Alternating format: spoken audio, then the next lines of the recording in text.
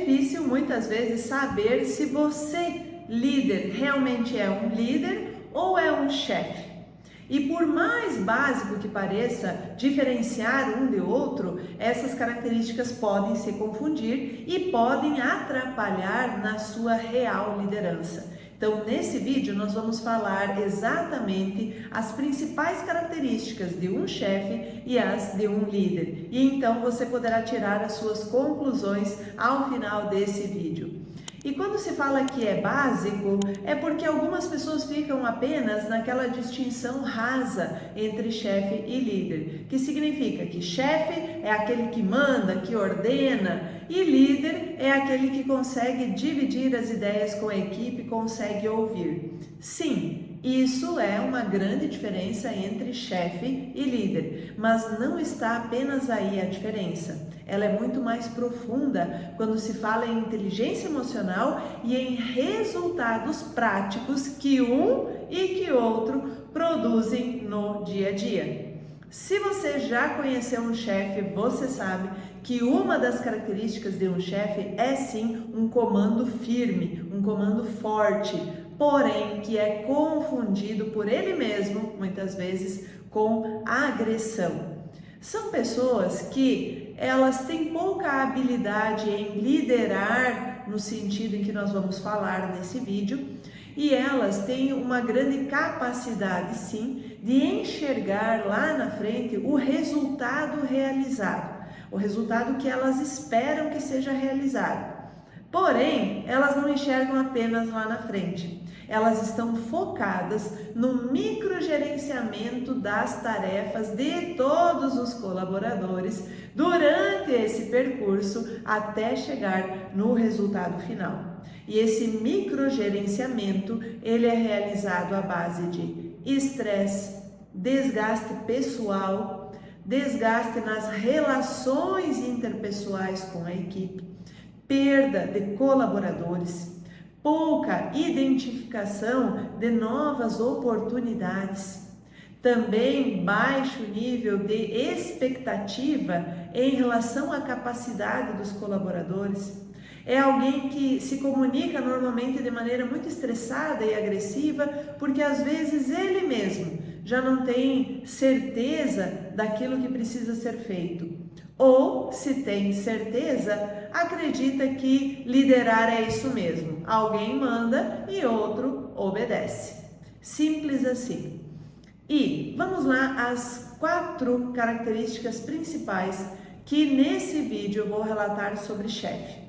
Chefe, veja só, fiz um resumo aqui para vocês, hein? Chefe é aquele que baseia a gestão no comando e controle, como já falei, valoriza a sua posição de poder, é temido pelos colaboradores e tem dificuldade em identificar ou construir talentos dentro da sua empresa. E nesse processo em que ele está à frente, no comando da organização ou da empresa ou da instituição, ele costuma se desgastar porque tira as ideias da própria mente ou do próprio conhecimento sem buscar ajuda, sem buscar trocar ideias com outras pessoas, até porque o chefe, ele tem dificuldade em aceitar a opinião das outras pessoas. E por ter essa dificuldade em aceitar a opinião dos outros, ele acaba ficando sozinho na tomada de decisões, o que no início ele acha muito bom, mas no decorrer dos anos isso vai desgastando e vai prejudicando cada vez mais a liderança dele, né? Ou na verdade, o comando dele, porque liderança a gente vai ver que é outra coisa. Então, o chefe que baseia a gestão no comando e no controle, imagine assim: primeiro, ele tem dificuldade em delegar, ele não delega decisões, ele não delega posições, ele não constrói colaboradores líderes que conseguem raciocinar a ponto de ajudar a organização. Ele apenas entrega tarefas a serem executadas. E, aliás, tem dificuldade em confiar nas pessoas, tem dificuldade em saber que essas pessoas podem chegar ao resultado final, porque ao longo desse relacionamento, ou no momento em que ele entregou a tarefa para o colaborador, ele apenas entrega a tarefa, diz como ele quer que seja realizado e deve ser daquele jeito, porém, ele não exerce uma influência positiva, ele não trabalha como um líder coach, aquele que está ali mentorando as pessoas, mostrando o caminho. Ele é mais inflexível nesse aspecto. Quando nós falamos sobre valorizar a sua posição de poder, é porque o chefe, ele se vangloria, ele se coloca como um próprio troféu para o cargo que exerce, ou seja, ele se considera um troféu por estar em cargo de liderança. Ele acredita que isso é o ápice na sua vida e ele se envaidece por isso, a ponto de sufocar até mesmo as expectativas de outras pessoas que eventualmente queiram alcançar um cargo de liderança. E também acaba sufocando os talentos das outras pessoas, porque ele vê nele o melhor exemplo, a melhor perspectiva de liderança. Alguns mais, claro, outros menos. Então já preste atenção no seguinte: ao longo do vídeo, você tem que perceber se você se identifica com a maior quantidade de características de chefe ou a maior quantidade de características de líderes que eu vou relatar aqui. Isso não quer dizer que você vai se identificar com todas as características de um ou de outro, mas a maioria delas, ok? Até porque, se você já vem trabalhando a sua liderança há algum tempo, você já fez alguns processos de mudança. Então, talvez você esteja em uma transição de chefe para líder, ou talvez você já seja um excelente líder e daqui a pouco mais você vai poder se identificar nas próximas características sobre líder, tá? Ainda lá falando sobre chefe. O chefe, então, ele é temido pelos colaboradores. E esse temor vem justamente pela forma agressiva e impositiva com que ele se comunica. E também por algo muito sério, por algo muito grave que infelizmente ainda acontece. Existem muitas pessoas em cargos de liderança que são os chefes que geram danos morais sobre os seus colaboradores. Ou seja, palavras agressivas, palavras que diminuem as pessoas, que ofendem as pessoas, que até mesmo incapacitam essas pessoas a ponto de elas mesmas acreditarem que não servem para aquela função ou não servem para nada mais na sua vida. Vou contar um exemplo prático para vocês. Eu aqui contratei 2 colaboradoras alguns anos atrás. E por coincidência, inclusive, uma foi contratada em um período, a outra foi contratada em outro período do ano, ambas vieram da mesma empresa, ou seja, a empresa antiga era a mesma. Ambas com características de depressão e sérios problemas com a autoconfiança. Elas já não encontravam mais em si a confiança suficiente para realizar o trabalho. Tamanhos os danos morais que elas sofriam, a ponto de serem chamadas por burras, incompetentes, pessoas que não deveriam nem sair de casa para trabalhar porque não sabem o que estão fazendo, e por aí vai, outras ofensas ainda mais graves até do que essas. E essas profissionais, elas tiveram uma dificuldade no início do trabalho aqui na nossa empresa, elas tiveram uma dificuldade em retomar a sua autoconfiança. E isso se apresentava de várias maneiras. Uma delas era o medo em receber uma atividade para fazer. Quando eu entregava uma atividade ou delegava alguma coisa para elas, primeiro havia aquele receio, aquela sensação de risco, de medo. Então eram bastante questionadoras, inclusive falavam que não teriam a capacidade em realizar daquela forma, questionavam como seria se elas não alcançassem o resultado, qual seria o meu comportamento em relação a elas, enfim, vários questionamentos que mostravam o medo que elas tinham da liderança anterior e como foi sufocante aquele relacionamento, a ponto de abalar a moral dessas colaboradoras. Uma com um estado mais grave, a outra não tão grave assim. Então, nós tivemos que ir recuperando aos poucos, primeiro, a própria pessoa, a própria identidade delas.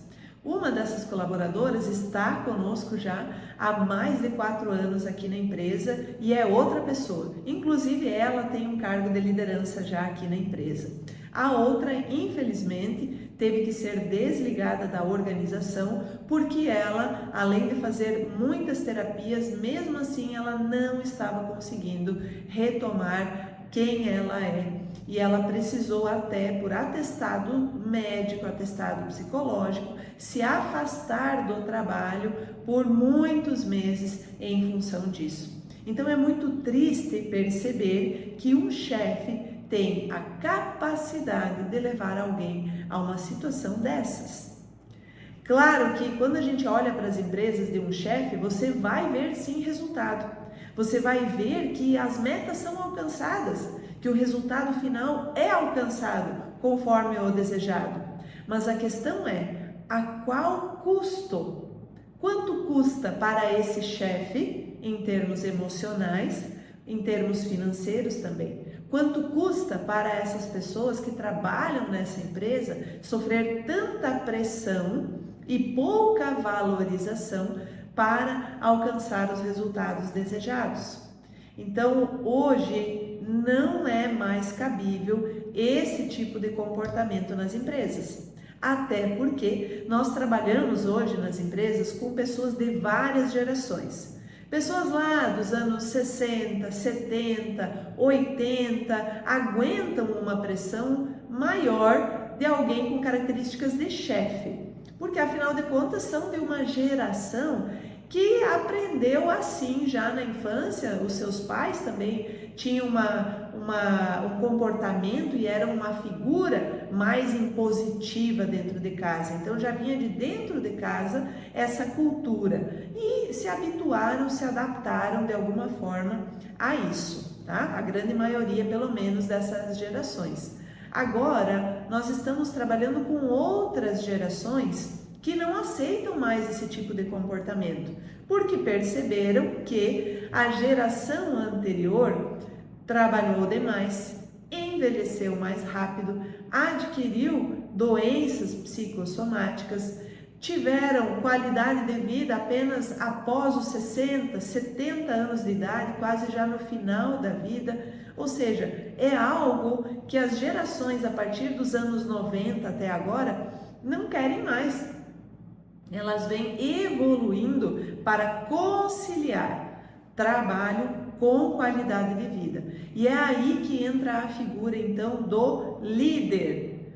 O que é que um líder tem de diferente de um chefe? Pense aí, se você conhece um líder, qual é a grande diferença de característica entre um chefe e um líder?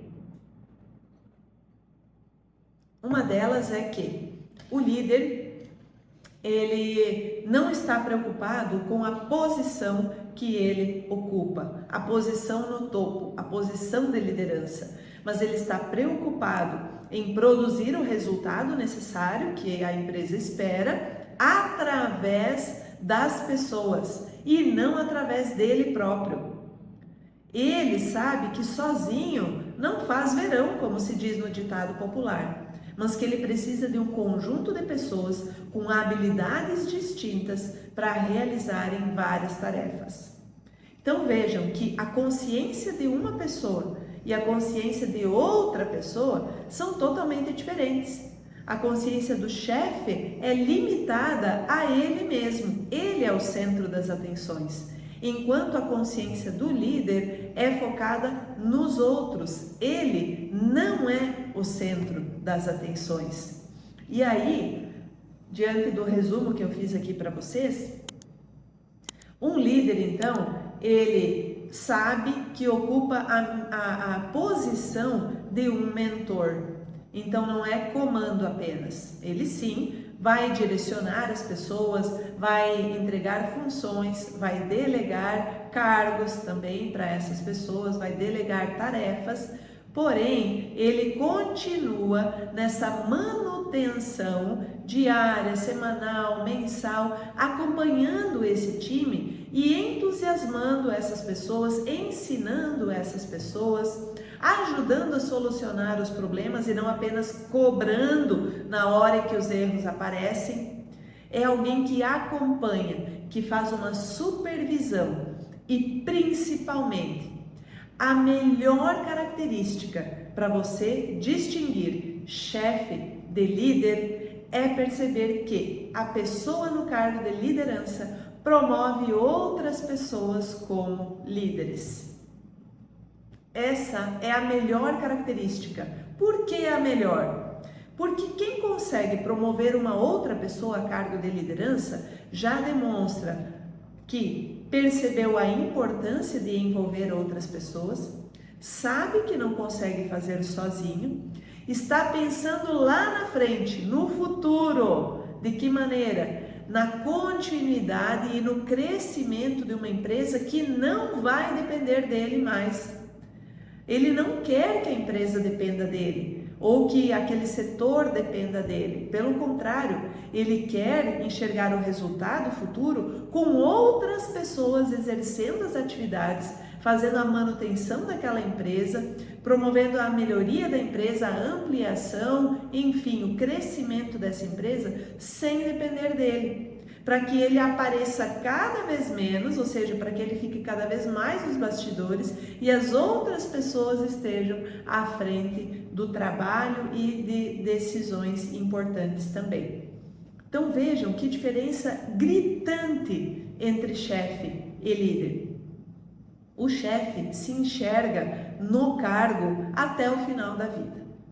Ele acredita que a empresa só vai acontecer se ele estiver no cargo.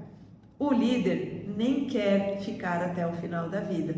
Pode até ficar como um conselheiro, como alguém importante, como um mentor, mas ele quer sair do operacional, ele quer transformar as pessoas em líderes e ele tem prazer nessa convivência em equipe. Ele tem prazer em ver a sua capacidade de gerar novos líderes através do seu comportamento. Uma outra característica de líder é que eles valorizam os talentos, conseguem ter uma habilidade de olhar quem está ao redor e perceber excelentes qualidades.